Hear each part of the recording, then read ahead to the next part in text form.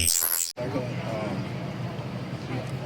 today and it's drawn a lot of questions about that 51-yard touchdown. Yeah. Can you just take me through selling that route, which clearly looks like it's supposed to be a drag route? Yeah. So you just hop up the field. Yeah. Can you just take me through working that route and developing learning how to run that route? Yeah, I mean, that's exactly how that play is designed. You know what I'm saying?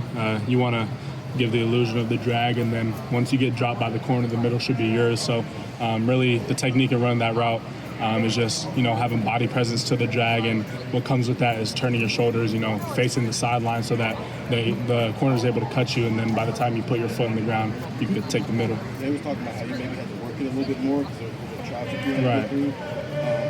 It's like when you're working through that time, Yeah. what's the patience that comes with that, making sure you don't, the timing? Yeah, the main thing with those type of routes is just getting through clean. With double moves like that, if you get held up at all, it's not really going to be there. So just navigating, being good, and using your hands so that no one can hold you up. Because a lot of the time there's going to be a linebacker there waiting for you, walling you, not letting you get across the other side of the field. But once you clear them, there's really nobody else there. So we've definitely worked out a lot with hand combat and just playing strong and running physical and stuff like that. Emeka, I'm trying to say this the right way. Probably wrong. Is it add value for you and Marvin that you got some reps when Jackson's not out there, not commanding coverage or anything like that? You had to be the guys to lead the room and then delivered in that setting. Whatever the opponent is, just that you got some reps like that in the last 2 games. Is there value in your mind? I would say there's a little value there. Just knowing that Jackson's down and knowing that we have one less body in the receiver room, so that you really have to execute your plays top notch. Not that you don't have to do that all the time, but there's definitely more sense of importance on every play, I would say.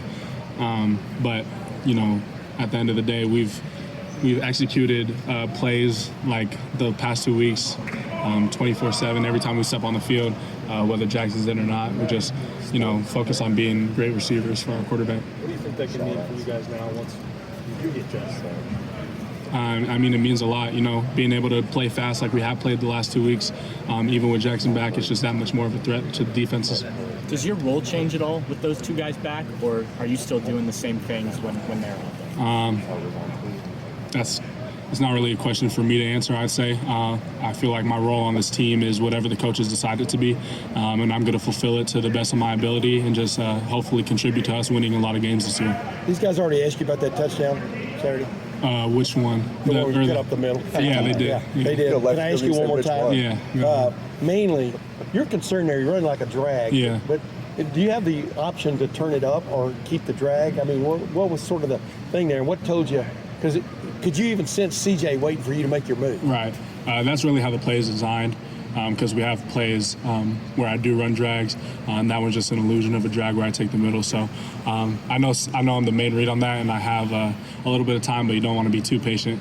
But once I knew I had the middle, I knew CJ was going to look my way. Yeah, you look like you were a guy almost crossing the street with cars going by. You know what I mean? I mean, that's the way it looked like. Yeah. What I don't know, not guts is not the right word, but what does it take to kind of run that route and sell it? You know what I mean? Before you just playing physical, playing strong, knowing you're going to have to go in the box with linebackers, hand combat, and just making sure you're free by the time you turn up the field. Yeah, and to have a veteran quarterback like CJ who was patient enough to let that develop, I mean, would that just give you more insight into what he's about? Yeah, that just speaks a lot to his game.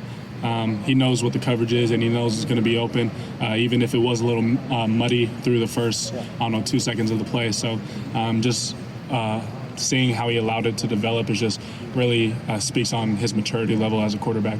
Emeka, starting to see JSN, coaches saying they should be back in the mix. What do they look like to you? He and Julian?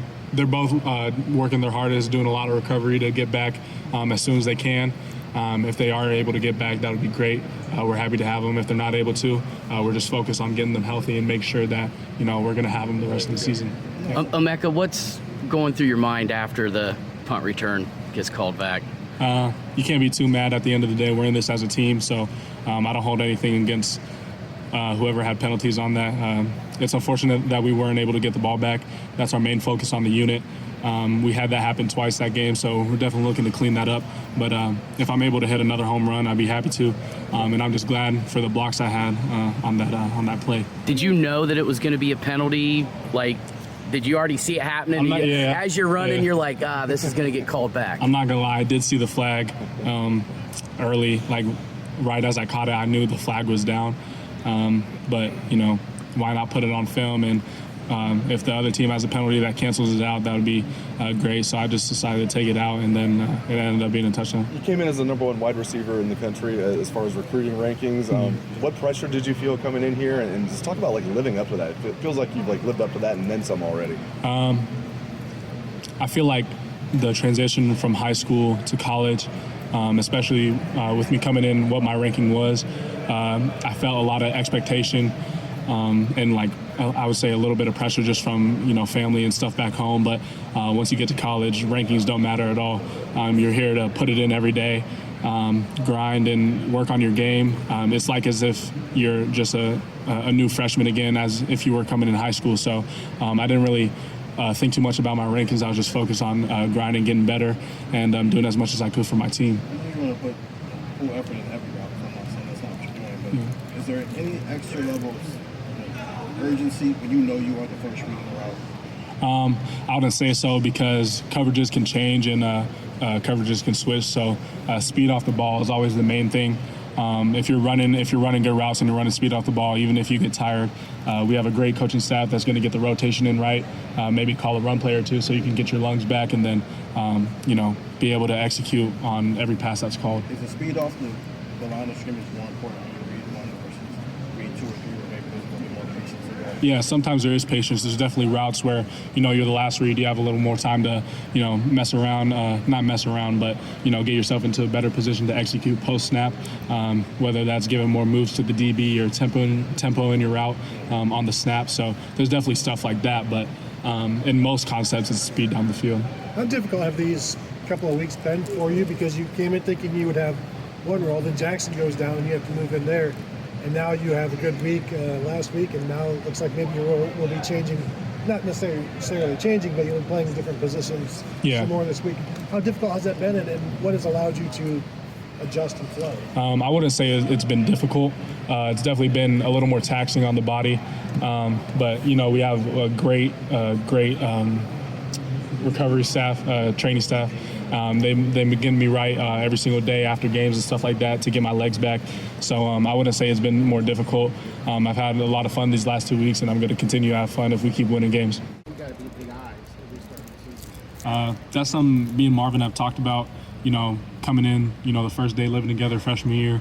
We've always dreamed about playing at a high level together and kind of being like, I think we can be better than them, but kind of be like what Ja'Marr Chase and Justin Jefferson were at LSU. So, but when we knew Jax and Julian were down, we kind of had a little conversation. But we both know we were built for this.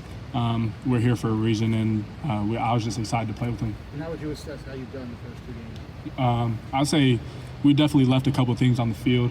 Obviously, the stats suggest that we do pretty good, but we have very high expectations for ourselves.